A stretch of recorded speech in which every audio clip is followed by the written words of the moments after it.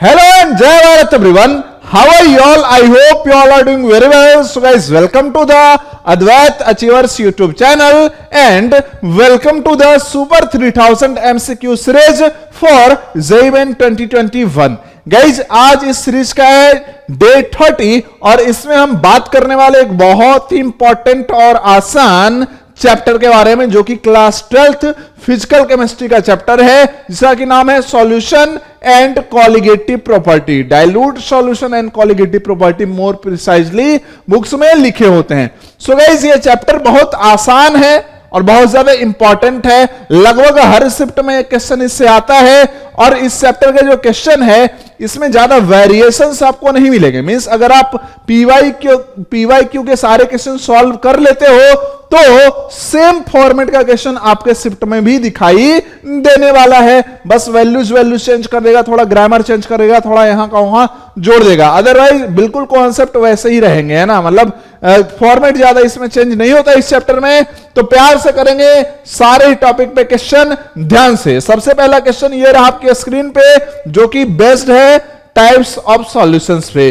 Guys हमने solution में पढ़ा था कि जो अपने ट्रू सॉल्यूशन होते हैं वो बेसिकली दो टाइप के होते हैं।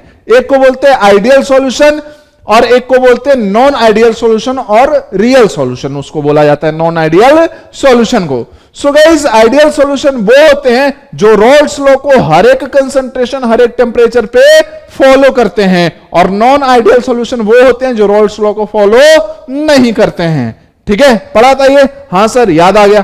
अब इसी में हमने पढ़ा था कि जो नॉन आइडियल सॉल्यूशन है या तो वो रॉल्स लॉ से पॉजिटिव डेविएशन शो करेगा या फिर रॉल्स लॉ से नेगेटिव डेविएशन शो करेगा। मींस आइडियल बिहेवियर से या तो पॉजिटिव डेविएशन होगा या तो आइडियल बिहेवियर से नेगेटिव डेविएशन होगा रियल सॉल्यूशंस की, है ना। हाँ, तब उसी पे बेस्ड है क्वेश्चन। चलो प्यार से सब लोग क्वेश्चन को पढ़ो। क्या कह रहा है? In a mixture of A and B component show negative deviation. तो कह रहा है कि यहां पे ए और बी का जब हमने मिक्सचर बनाया तो ऐसा मिक्सचर क्या कर रहा है? नेगेटिव डेविएशन शो कर रहा है। तो यहां पे चार ऑप्शन दिए हुए हैं, कौन सा इसके लिए सही है? बोला ना नेगेटिव डेविएशन एज। तो इसके लिए क्या सही है? Delta V mixing, delta H mixing, A और बी के इंटरेक्शन के बारे में पूछा है। देखो अगर हम बात कर ले कि ए और बी को आपने ऐड करके जब एक सॉल्यूशन बनाया तो ये सॉल्यूशन नेगेटिव डेविएशन शो कर रहा है। किससे भाई? रॉल्स लॉ से। इसका मतलब क्या है? इसका मतलब ये है कि जो वेपर प्रेशर होगा सॉल्यूशन का वो लेस होगा than that of expected from Raoult's law. From Raoult's law vapour pressure of solution क्या होता है? P not A x A plus P not B x B. हाँ या ना? ये है एक्सपेक्टेड फ्रॉम रॉल्स लॉ और PS means vapour pressure of solution. तो जब भी नेगेटिव डेविएशन मींस पीएच क्या होगा? लेस देन दिस होगा। जब भी पॉजिटिव डेविएशन मींस पीएच क्या होगा? पीएस क्या होगा? ग्रेटर देन दिस होगा। ठीक है, चलो अब बात करते हैं पीएस। ध्यान समझते हैं पीएस को जो हम प्यार से अब तक लिखते आए कि ये क्या होगा? पीए प्लस पीबी होगा, है ना। और पीए को ही हम क्या लिखते थे? पी नॉट एक्स ए और पीबी को क्या लिखते थे? P not B x B. अगर पीएस इसी से कम हो जा रहा है इसका मतलब क्या है कि जो पीए है वो लेस होगा किससे? P not A x A से। पीबी क्या होगा? ये लेस होगा किससे? P not B x B से। बात क्लियर है? ज्यादा डिटेल में हम बात नहीं करेंगे, सॉल्यूशन चैप्टर आपने पढ़ा है ऑलरेडी। कि जैसे आपने प्योर ए लिया है तो प्योर ए अगर आप लोगे मान लो एक कंटेनर में तो अब ये सी बात है, चूंकि ये क्या है? वोलेटाइल है तो ये वेपर में भी जाएगा, है ना।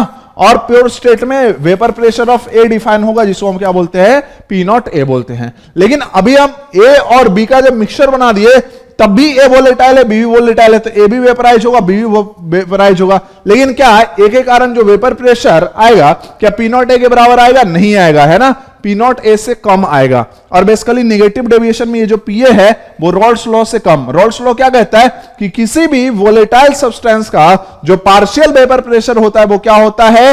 ये होता है उसका pure into mole fraction of that substance in solution. इसी के तो बराबर होता है। तो PA less than P naught X से, पीबी भी less than P not B x B. इस कारण से PS less than P naught X से plus P not B x B. अब ध्यान से समझना बेसिकली हुआ क्या कि जब ए अकेला था वेपराइज हो रहा था पी नॉट एक्स से। अब ध्यान से समझते हैं, जब ए और बी साथ में आ गए तो वेपर प्रेशर जितना एक्सपेक्टेड है उससे कम क्यों हो गया? क्योंकि ए और बी के बीच प्यार ज्यादा होगा, तो अब ए के भी पार्टिकल कम वेपराइज होंगे, बी के भी पार्टिकल कम वेपराइज होंगे, तो अब ऑब्वियसली वेपर प्रेशर क्या होगा? कम हो जाएगा। किसका? सॉल्यूशन का। किससे? जितना एक्सपेक्टेड है। एक्सपेक्टेड कितना है? रॉल्स लॉ के अकॉर्डिंग। रॉल्स लॉ के अकॉर्डिंग इतना होना चाहिए वेपर प्रेशर ऑफ सॉल्यूशन। तो इसका मतलब जब भी नेगेटिव डेविएशन हो रहा है तो आपको बस यही याद रखना है कि वेपर प्रेशर जो होगा एक्चुअल में सॉल्यूशन का वो लेस होगा than that of expected from Raoult's law. Means जो ए और बी के बीच है वो प्यार ज्यादा हुआ। किससे?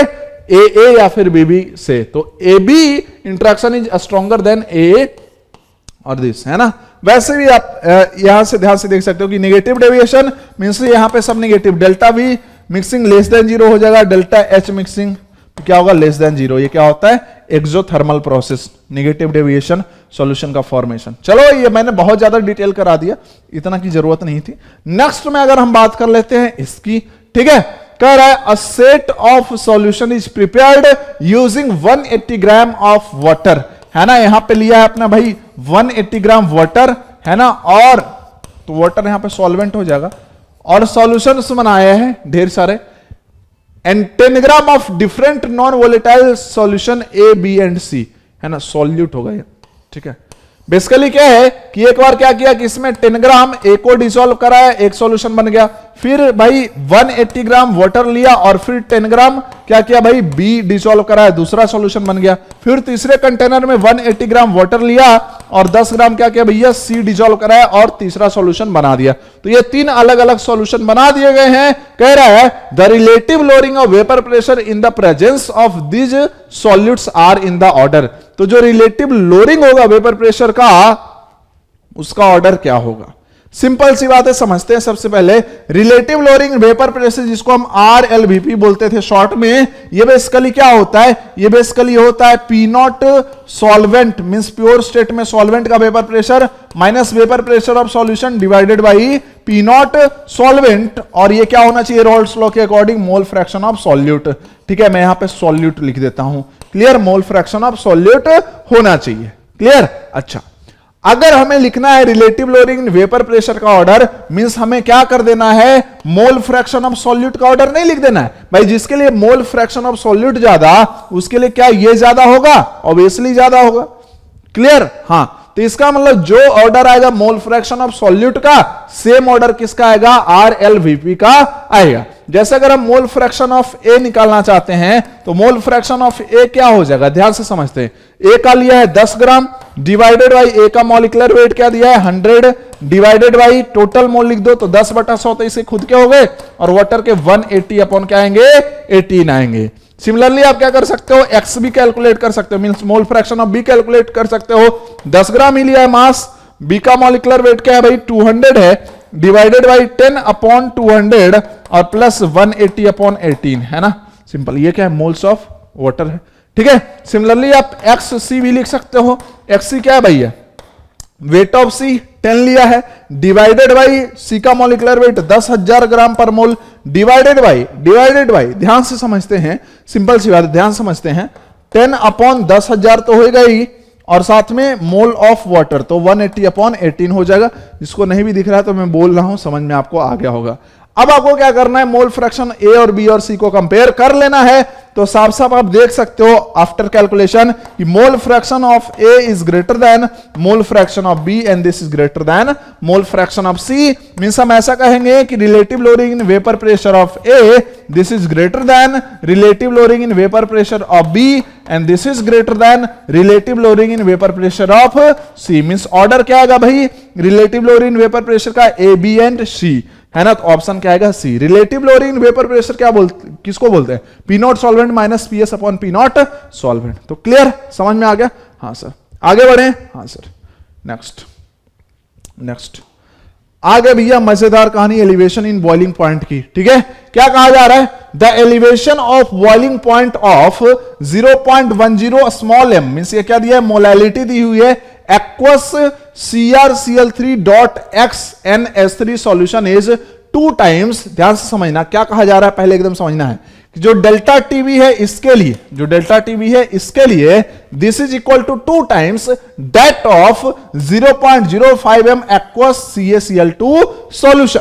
मतलब हम यहां पे अगर अब बात कर लेते हैं तो दो टाइप का सॉल्यूशन है, CrCl3.xNH3, एक तो ये सॉल्यूशन है और दूसरा क्या भैया एक्वस CaCl2 सॉल्यूशन है।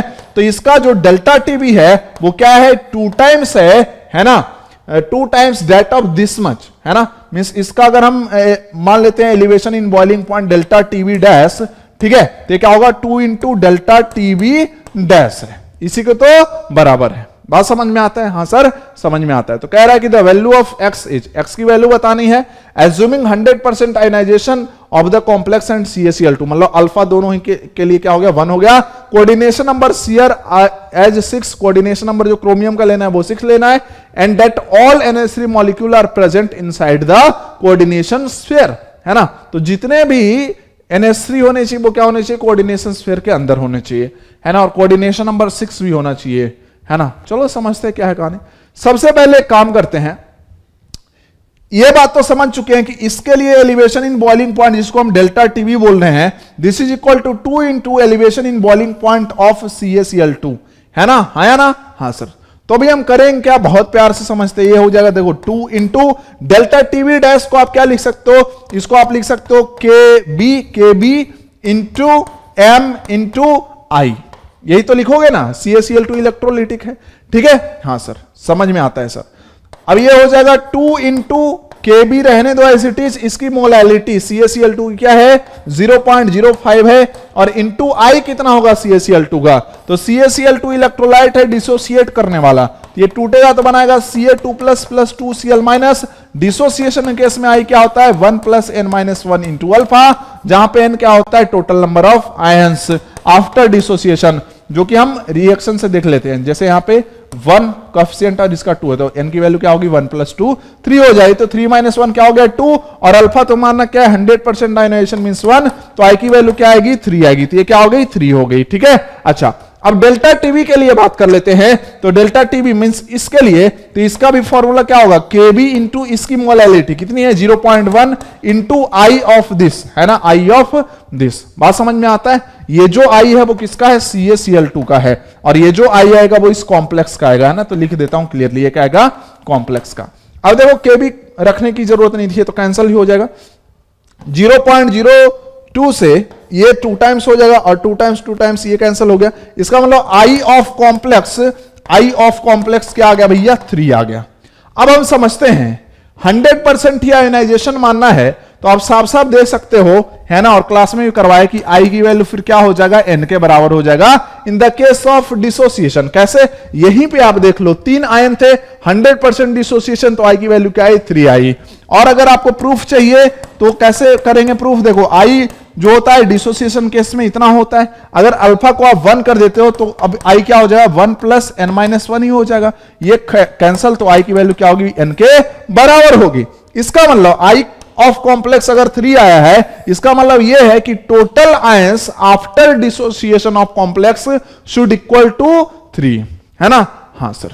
अब ध्यान से समझते हैं, Cr और इसके साथ 6 लिगेंड अंदर होंगे, ठीक है, और total number of ions after dissociation 3 आना चाहिए, तो क्या इसका मतलब ये आपको क्लियर है कि बाहर क्या होना चाहिए Cl2 होना चाहिए। क्यों, जब ये टूटेगा तो 2Cl माइनस बनाएगा और एक कॉम्प्लेक्स वाला पार्ट बनाएगा, तो I की वैल्यू 3 सेटिस्फाई कर देगा, है ना।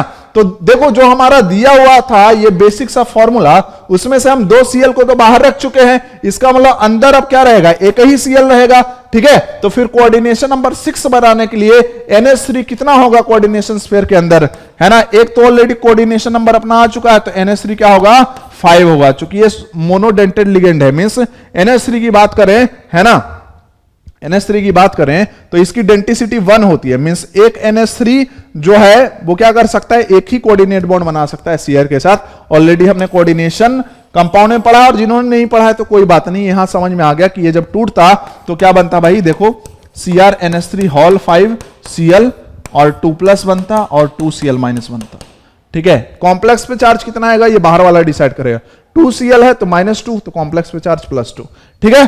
तो इसका मतलब बताओ मेरे को प्यार से, जरा प्यार से समझाना कि हमें कितने NH3 की जरूरत पड़ी, 5 की। तो इसका मतलब x NH3 लिखा है, मींस क्या होना चाहिए, 5 NH3 होना चाहिए। तो x की वैल्यू क्या होगी, 5 होगी।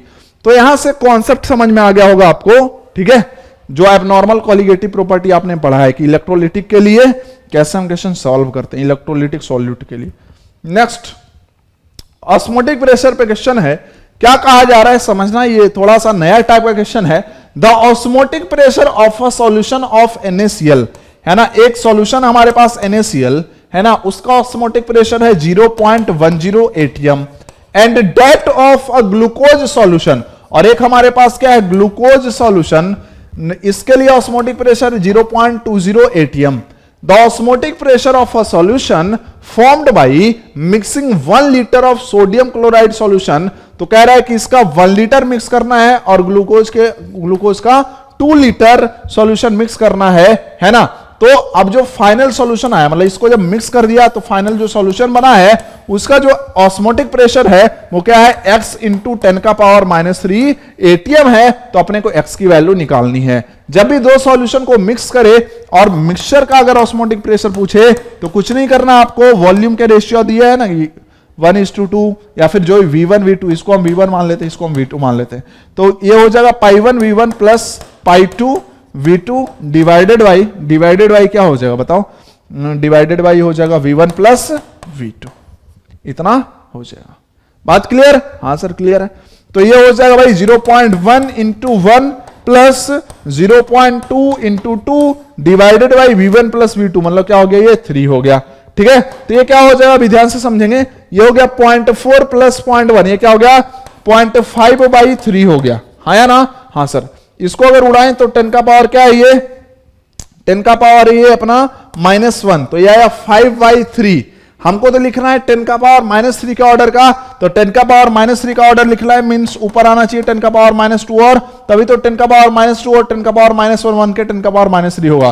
तो यहाँ पे तुम्हारे चचा विधायक नहीं है, इसलिए 10 का पावर -2 से डिवाइड भी करना पड़ेगा ताकि कोई चेंज ना आए अपने ओरिजिनल इक्वेशन में। तो बेसिकली अभी क्या हो जाएगा, ये ध्यान से समझेंगे, तो अभी हो जाएगा ये 5/3 और नीचे क्या रह जाएगा भैया, 10 का पावर -2 रह जाएगा, और इंटू क्या हो गया, 10 का पावर -3 हो गया। इसको अगर हम प्यार से लिखें तो 10 का पावर -2 ऊपर मल्टीप्लाई कर दो तो हो जाएगा 500/3 गुना 10 का पावर -3। इसका मतलब x की वैल्यू क्या हो जाएगी भैया, 500/3 हो जाएगी। क्यों, हमारे नजर में मिक्सचर का ऑस्मोटिक प्रेशर 500/3 इंटू 10 का पावर -3 atm है, जबकि क्वेश्चन की नजर में ये x इंटू 10 का पावर -3 atm है। तो x की वैल्यू क्या होगी, 500/3 होगी। बात समझ में आ गया, हाँ सर।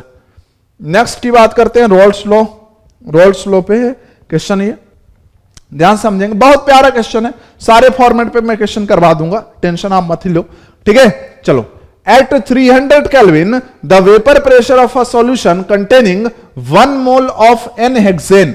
अब यहां पे ध्यान देना कि एक सॉल्यूशन है जिसमें क्या है, N-hexane का है 1 मोल, हमेशा आप डेटा बाहर निकाल लोगे, 1 mole of N-hexane and 3 mole of N-heptane।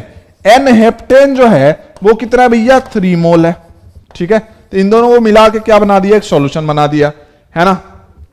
Is 500 mm of Hg, और इस सॉल्यूशन का जो वेपर प्रेशर है means PS, vapour pressure of solution means PS, this is equal to what, this is equal to 550 mm of Hg at the same temperature if 1 more mole of N-heptane is added।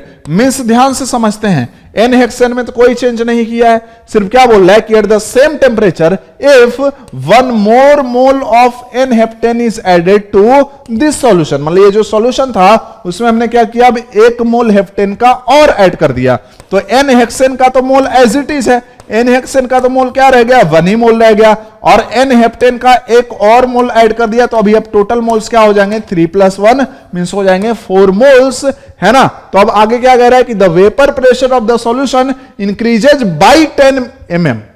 पहले vapour pressure of solution कितना था, 550 mm Hg था, increases by 10 mm means 10 mm से बढ़ गया, तो 550 + 10 हो जाएगा। तो अभी अब PS क्या हो जाएगा, ये हो जाएगा भाई 560 mm ऑफ Hg। तो अगर आप ध्यान से देखो तो क्वेश्चन खत्म होने से पहले हमने सारा डेटा निकाल दिया। अब क्या पूछ रहा है उसके हिसाब से आगे बढ़ेंगे। What is the vapour pressure in mm Fg of n heptane in its pure state. तो एन हेप्टेन का पी नॉट हमें बताना है। Pure state means, pure state में vapour pressure means P naught हमें बताना है। सिंपल सी बात है, ध्यान से समझते हैं। क्या करेंगे बताओ, क्या करेंगे? एन हेक्सेन और एन हेप्टेन, ध्यान समझते हैं। एन हेक्सेन और एन हेप्टेन दोनों ही क्या है? वोलेटाइल, दोनों ही वोलेटाइल सब्सटेंस है। कहोगे सर कैसे? दोनों वोलेटाइल कैसे?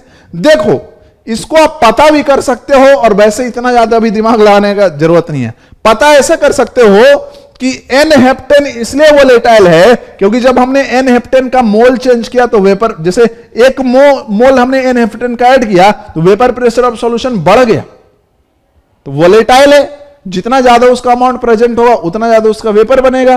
ठीक है, ऐसे भी चेक कर सकते थे। और दूसरी बात मैं बताता हूं, ऐसे क्वेश्चन में चेक भी करने कोई जरूरत नहीं है, यही मान के चलना है कि दोनों क्या है? वोलेटाइल है, तभी ऐसा क्वेश्चन पूछा है। ठीक है, ज्यादा टाइम क्यों बर्बाद करना, रिसर्च थोड़ी करना, हमें एग्जाम पास करना है। ठीक है, हाँ, तो टाइम क्यों बर्बाद करना अपना पूरा सर्टिफाई करने में। क्लियर? चलो, तो इस पीएस को आप क्या लिखोगे? इस पीएस को आप लिखोगे, जैसे मैं इसको ए मान लेता हूं और इसको अगर मैं बी मान लेता हूं, ठीक है, तो पीएस को लिखेंगे P not A x A plus plus P not B x B. हाँ या ना? हाँ सर। पी नॉट ए नहीं पता है, एक्स ए निकाल सकते हैं सर, 1 मोल और इसका 3 मोल, तो इसका मोल फ्रैक्शन बताओ क्या हो जाएगा? 1 अपॉन टोटल मोल 4 है ना, तो 1/4 हो गया मोल फ्रैक्शन। इसका मोल फ्रैक्शन 3/4, तो P not A into 1/3 plus P not B into 3/4, this is equal to what? This is equal to 550 mm of Hg। समझ में आया? समझ में आया? हाँ सर, समझ में आ गया। तो यहां से एक हमारे पास इक्वेशन आ चुका है पी नॉट ए और पी नॉट बी में। क्लियर? नाउ अब हम किसी भी तरीके से अगर दूसरा इक्वेशन ला पाते हैं पी नॉट ए और पी नॉट बी में, तो दो वेरिएबल है, दो इक्वेशन हो जाएगा, सॉल्व कर लेंगे। पी नॉट ए भी आ जाएगा, पी नॉट बी भी आ जाएगा। और हमसे किसके बारे में पूछा है? हमसे पूछा है एन हेप्टेन के बारे में, मींस हमसे पी नॉट बी को पूछा है। सिंपल सी बात है। कैसे करोगे? सेकंड जो सॉल्यूशन बना है उसके लिए भी सेम कहानी लगा दो। तो इसके लिए जो पीएस है वो क्या हो जाएगा? पी नॉट ए, इसका एक्स से बताओ, 1/5 हो गया, 1 + 4 टोटल मोल ऑफ 5 हो गया। इसका मोल फ्रैक्शन क्या हो गया? 4/5 हो गया। ठीक है, तो P not A into 1/5 plus P not B into 4/5, this is equal to 560 mm of Hg, है ना। ये हो गया भाई पी नॉट ए अपॉन 5 और प्लस ये क्या हो गया? P not B into 4/5। मतलब ये स्टेप दोबारा नहीं भी लिखो तो भी चलेगा। तो ये आपका इक्वेशन 2 आ गया और ये आपका इक्वेशन क्या आ गया? 1 आ गया। दो वेरिएबल, ऐसे क्वेश्चन देखना प्रीवियस ईयर में 3-4 बार पूछा है। दो वेरिएबल, दो इक्वेशन, पी नॉट ए भी निकाल सकते हो, पी नॉट बी भी निकाल सकते हो। तो पी नॉट बी जितना आपका कैलकुलेशन से आ रहा है वो आप कमेंट करके बताओगे 276 का कितना आ रहा है आंसर, है ना। चलो, समझ में तो आ ही गया आपको। चलो नेक्स्ट ऑस्मोसिस की बात कर लेते हैं। ऑस्मोसिस पे क्वेश्चन कहा जा रहा है कि the size of a raw mango shrinks to a much smaller size. ठीक है, हमारे पास एक आम था, ठीक है, हाँ, तो उसका जो साइज है ना वो श्रिंक कर गया, सॉरी साइज नहीं श्रिंक कर गया, मैंगो श्रिंक कर गया। The size of A raw mango shrinks, ठीक है भैया, ये ज्यादा इनको इंग्लिश आती थी तो इन्होंने बोला साइज ही श्रिंक कर गया। चलो ठीक है, सेंस तो समझ में आ रहा है कि the size of a raw mango shrinks to a much smaller size, है ना। तो ये एकदम ऐसा हो गया फिर, ठीक है। When kept in a concentrated salt solution, जब इसको हमने कहां रख दिया? कंसंट्रेटेड सॉल्ट के सॉल्यूशन में रख दिया, तो भैया ये ऐसा हो गया चिपक चिपक के, ठीक है। Which one of the following process can explain this? तो भैया इसका जो साइज छोटा हो गया, इसको एक्सप्लेन कौन सा प्रोसेस कर सकता है? देखो, अगर रॉ मैंगो था और इसकी साइज श्रिंक कर रही है और बाहर लिखा है कि बाहर रखा है भैया क्या? Concentrated solution. सोचो मैंगो है तो इसमें वाटर होगा, होगा या नहीं होगा? होगा। और बाहर है कंसंट्रेटेड सॉल्यूशन, तो इसका मतलब क्या हुआ होगा कि वाटर मैंगो से निकल के कहां आया होगा? इधर। क्यों आया होगा? क्योंकि बाहर जिस कंटेनर में हमने मैंगो को रखा है वो कंटेनर में क्या है? कंसंट्रेटेड सॉल्ट का सॉल्यूशन है। मींस यहां पे सॉल्वेंट क्या है? कम है। सॉल्वेंट क्या है? कम है। सॉल्वेंट अगर कम है ना, और मैंगो की बात करें तो इसमें वाटर ज्यादा है, तो ऑब्वियस सी बात है वाटर का फ्लो होगा कहां से कहां? High concentration of solvent to low concentration of solvent flow होगा। और चूंकि वाटर मैंगो सब निकल गया है, इस कारण से मैंगो क्या कर गया, श्रिंक कर गया, छोटे साइज का हो गया।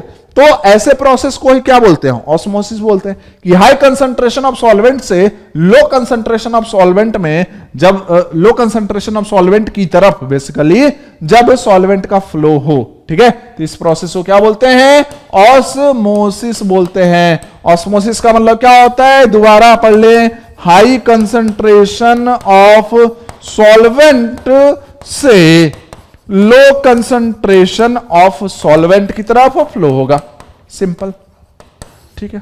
इस प्रोसेस को ऑस्मोसिस कहते हैं। तो ऑस्मोसिस ही इसको एक्सप्लेन कर रहा है। क्लियर, आगे बढ़े। हाँ सर, नेक्स्ट में इसके बात कर लेते हैं।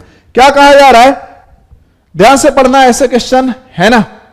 Liquid M and liquid N form an ideal solution. चलो, मतलब M और N को जब हमने मिला दिया तो क्या बना रहा है, ये आइडियल सॉल्यूशन बना रहा है। The vapour pressure of pure liquids M and N are this much. Means P nought जो M है वो कितना है, 450 mm ऑफ Hg है, एंड P नॉट N है, ये कितना है, 700 mm ऑफ Hg है। mm अगर नहीं भी लिखते हो तो भी आपके माइंड में यही है कि ये वेपर प्रेशर किस में लिखा हुआ है, mm ऑफ Hg में लिखा हुआ है। तो mm Hg लिख के माइक्रो सेकेंड भी बर्बाद हमें नहीं करना है, ठीक है। हाँ, तो respectively at the same temperature, दोनों के लिए, मतलब M और N के लिए जो प्योर स्टेट में वेपर प्रेशर मेजर किया गया, सेम टेम्परेचर पे मेजर किया है, M के लिए भी और N के लिए भी, है ना। हाँ, अब यहां पे कुछ चीजें दी हैं कि xm is mole fraction of M in solution, xn is mole fraction of N in solution, ym is mole fraction of M in vapour phase, yn is mole fraction of N in vapour phase. तो अपने को xm, yn, xn, yn इसमें क्या करना है, relation निकालना है। अब जैसा कि हम देख पा रहे हैं कि हमें मोल फ्रैक्शन लिक्विड फेज और वेपर फेज दोनों को रिलेट करना है। तो ऐसा हमने पढ़ाया था, आपको याद करो, और आपने कहीं अगर दूसरे जगह से पढ़ा है तो वहां भी पढ़ा होगा कि ध्यान समझे, अगर हम बात कर लेते हैं पार्शियल प्रेशर ऑफ M, अगर इसको हम रॉल्स लॉ से लिखे, है ना, means partial vapour pressure of M लिखेंगे रॉल्स लॉ से, तो ये क्या होगा, P not M into mole fraction of M in liquid phase, है ना। और इसी को जब हम है ना डाल्टन्स लॉ पार्शियल प्रेशर से लिखते थे तो ये क्या होता था, ये अपना होता था, क्या होता था भाई, मोल fraction of M in vapour phase into total pressure. Clear, इसका मतलब यहां से क्या लिख सकते हैं कि जो P नॉट M है, ये क्या हो जाएगा, Ym upon xm into PT, हाँ या ना। हाँ, सिमिलरली जो Pn है उसको हम क्या लिख सकते थे, P nought N into mole fraction of N in liquid phase, this will be equal to mole fraction of N in vapour phase, है ना, mole fraction of N in vapour phase into total vapour pressure, जो कि PS के बराबर होता था, ठीक है। तो यहां से अगर हम P नॉट N लिखे, याद है ना, हाँ, तो ये होगा Yn PT divided by xn। Clear, अच्छा, अब डेटा अगर हम देखें तो P नॉट M क्या है, 450 है, P नॉट N क्या है, 700 है। मींस हम ऐसा कह सकते हैं कि P नॉट M क्या है, लेस देन है P नॉट N से। सर यहां तक दिमाग आपका पहुंचा कैसे, क्योंकि मेरे को आंसर दिख रहा है इनइक्वलिटी में देना है, ठीक है, इसलिए इस वैल्यूज का हमें आचार नहीं डालना है, बस उसके रिलेशन जो है वो इनइक्वलिटी में लाने। तो P not M is less than P nought N, ठीक है।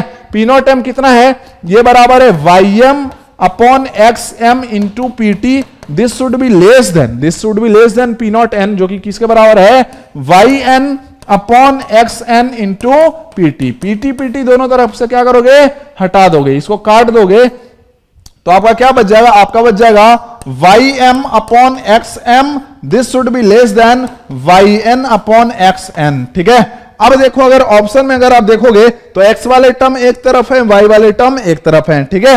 तो हम भी ऐसा कर लेते हैं, Ym upon Yn, this should be less than xm upon xn, cross multiply करोगे तो ऐसा हो जाएगा, ठीक है। अब ये किस ऑप्शन में है देख लो, xm upon xn greater than by m, यहां पे होगा बेसिकली, है ना, मिस टाइप हो गया है, ठीक है। तो मतलब ये ज्यादा है, ऑप्शन डी सही है। क्लियर, देख लो, समझ लो प्यार से भाई, समझ आ गए हो, आगे बढ़ूं पक्का। चलो नेक्स्ट में बात कर लेते हैं क्या कहा जा रहा है नेक्स्ट में? सर क्या कहा जा रहा है आप बता दो, बताओ आप। चलो कहा जा रहा है मॉलिक्यूल्स ऑफ बेंजोइक एसिड जिसका फॉर्मूला है C6H5COOH dimerises. This word is very very important in liquid solution chapter in benzene. Already class में बताया था कि बेंजोइक एसिड जो है वो बेंजीन में क्या करता है, डाइमर बना लेता है। W gram of the acid means mass of benzoic acid is W ग्राम, ठीक है। चाहो तो आप भी लिख सकते हो, है ना, W of benzoic acid this is equal to W gram, है ना, is dissolved in 30 gram of benzene. जो वेट ऑफ बेंजीन दिया है, जो कि यहां पे एज अ सॉल्वेंट बिहेव कर रहा है, वो क्या होगी भाई, उसकी वेट क्या होगी, 30 ग्राम हो गई। So's a depression in freezing point equal to 2 kelvin. तो यहां पे जो डेल्टा TF है वो बेसिकली किसके बराबर है, 2 केल्विन के बराबर है। If the percentage association of the acid to form dimer in the solution is 80%। जो परसेंटेज ऑफ एसोसिएशन है बेंजोइक एसिड का वो कितना है, 80% है, ठीक है। हाँ, देन W क्या है, it's given that KF equal to 5, यहां पे केल्विन आएगा, 5 केल्विन kg पर mole, molar mass of benzoic acid सब आपको दिया हुआ है। देखो अगर हम बेंजोइक एसिड की बात करें तो उसके लिए कुछ अगर नहीं समझ में आ रहा है इस क्वेश्चन को पढ़ के, ठीक है, तो हमने क्या बोला था आपको कि लिक्विड सॉल्यूशन में भाई ज्यादा कुछ नहीं करना, जो फॉर्मूला है उसी का यूज करना है, ठीक है, सिंपल सी बात। जैसे ये हमने देख लिया कि depression in freezing point, this is the key point for the solution of this question. We will use the formula of delta TF। तो डेल्टा TF क्या हो जाएगा, KF इंटू M या फिर KF into M into I। तो चूंकि association हो रहा है तो इंटू I भी लिखना पड़ेगा, ठीक है, सिंपल सी बात है। हाँ, अभी delta TF is 2 kelvin, KF is 5 kelvin kg पर मोल। मोलालिटी को क्या लिखोगे, wait of benzoic acid divided by weight of molality लिखते थे ना, मोल of solute means wait of benzoic acid upon molecular weight of benzoic acid, है ना, into नीचे क्या आएगा, wait of solvent in kg। तो वेट ऑफ सॉल्वेंट कितना दिया भाई, 30 ग्राम दिया, मींस वेट ऑफ लिख देते हैं ना बेंजीन, इन ग्राम अगर लिखते हो तो ऊपर क्या आएगा, 1000 आएगा, इनटू क्या लिखोगे आप, I लिखोगे, ठीक है। हाँ सर, अब इसको और प्यार से आगे अगर ले जाएं तो this is equal to 2 equal to 5 into weight of benzene benzoic acid W gram upon molecular weight of benzoic acid 122 into weight of benzene 30 gram into क्या हो जाएगा 1000 और इंटू क्या हो गया I। देखो एक्चुअली हमें क्या निकालना है, यहां हमें W निकालना है, तो उसके लिए I का कैलकुलेशन पहले से करना पड़ेगा। एसोसिएशन के केस में I क्या होता है, ये होता है 1 minus alpha plus alpha upon n। चूंकि डाइमर है तो n की वैल्यू क्या हो गई, 2 हो गई, तो I की वैल्यू क्या हो जाएगा, 1 माइनस अल्फा कितना होगा भाई, 80% एसोसिएशन मींस अल्फा 0.8 प्लस ये क्या होगा 0.8 बाई 2 मींस ये हो गया 1 माइनस 0.8 और प्लस ये क्या हो गया 0.4 हो गया, मींस 1 माइनस 0.4 मतलब I क्या आ गया 0.6 आ गया। तो अगर आप चाहो तो इसी स्टेप में I के जगह पे क्या कर सकते हो, I के स्टेप में मतलब सॉरी I के जगह पे 0.6 रख दो तो W आप क्या आ जाएगा, ग्राम में आ जाएगा, सिंपल सी बात है। यहां से आपका W आ जाएगा 2.4 ग्राम, ठीक है। जैसे ये देख लो ना, 5 6 के 30, ये क्या हो गया 0.1, ठीक है। इसको इधर मल्टीप्लाई करो तो हो जाएगा 2 इंटू 122 इंटू 0.1 डिवाइडेड बाई 100, ठीक है। This is equal to W, इतना ही आएगा ग्राम में, तो यार होगा 2.4 ग्राम, ठीक है। तो इसको आप सॉल्व कर लेना, आंसर डी आएगा। सो गाइस ये अपना नेक्स्ट क्वेश्चन ध्यान से समझते हैं, थोड़ा ये अलग टाइप का क्वेश्चन है। A solution containing 62 gram ethylene glycol in 250 gram of water. यहां पे लिया गया है भैया 250 ग्राम वाटर और इसमें ऐड कर दिया गया है क्या भाई 62 ग्राम इथाइलिन ग्लाइकोल, है ना, इथाइलिन ग्लाइकोल। एक चीज और ध्यान रखना कि इथाइलिन ग्लाइकोल का मॉलिक्यूलर वेट भी क्या होता है 62 ग्राम पर मोल ही होता है। और ये जो सॉल्यूशन बनाया 250 ग्राम वाटर में 62 ग्राम इथाइलिन ग्लाइकोल ऐड करके is cooled to -10 degree Celsius. तो इस सॉल्यूशन को -10 डिग्री सेल्सियस तक कूल कर दिया गया है। If KF of water is this much, the amount of water separated as ice is. तो कितना वाटर क्या हो जाएगा, सेपरेट हो जाएगा एज आइस। तो कुछ नहीं समझ में आ रहा, तो क्या यहां पे अगर हम डेल्टा टीएफ देखें तो कितना होगा 10 होगा।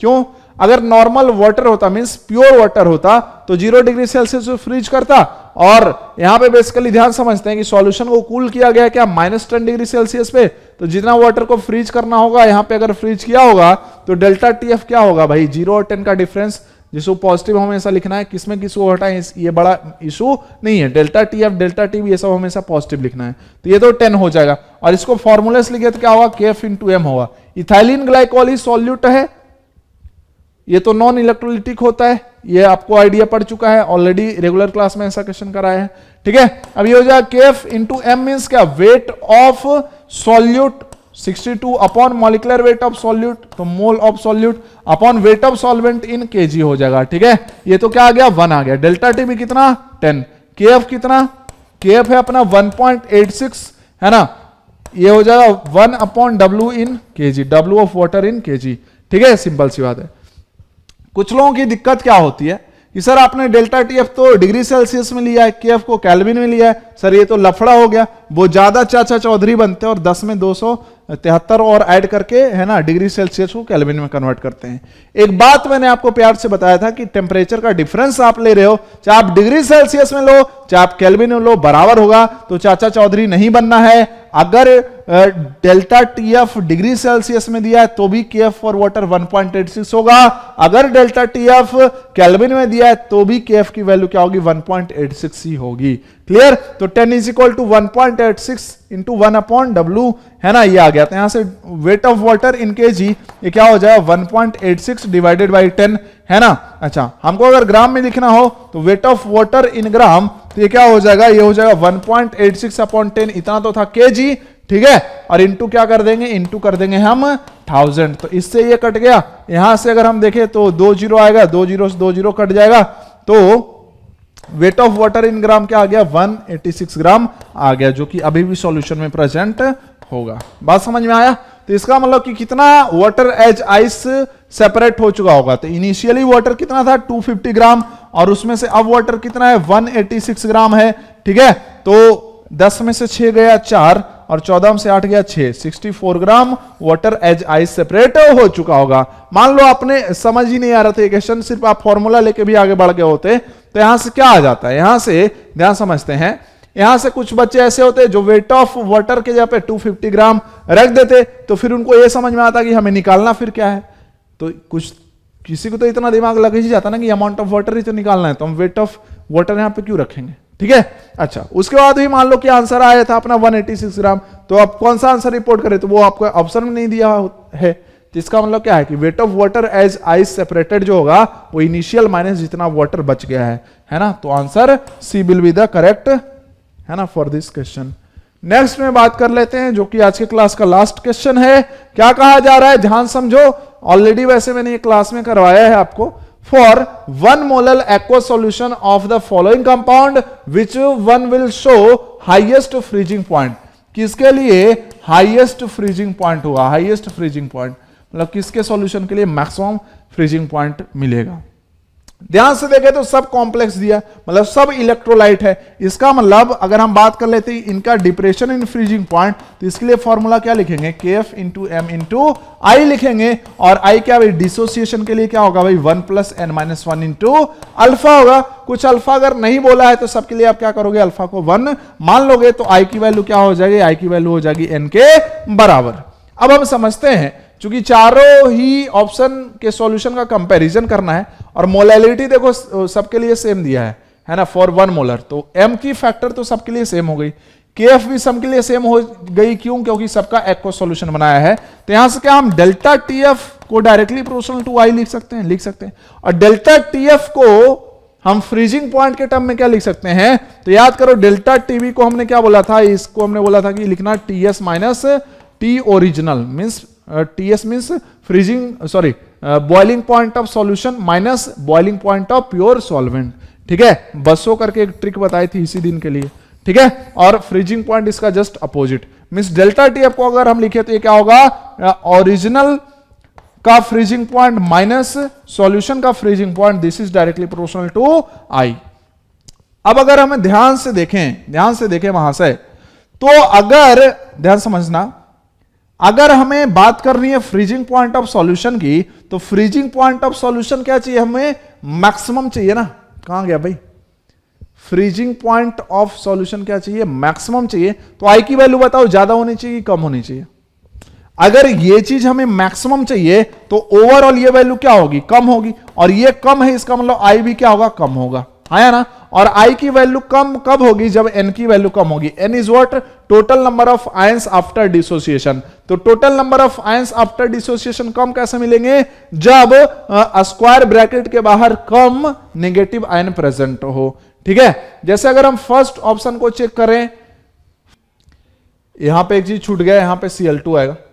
फर्स्ट ऑप्शन को अगर चेक करें तो ब्रैकेट के बाहर एक भी Cl नहीं है, मींस जैसे ही इसका आप एक्वा सॉल्यूशन बनाओगे तो सॉल्यूशन में ये कॉम्प्लेक्स एज इट इज रहेगा, कहां आयनाइज करके कुछ तो नहीं बनाने वाला।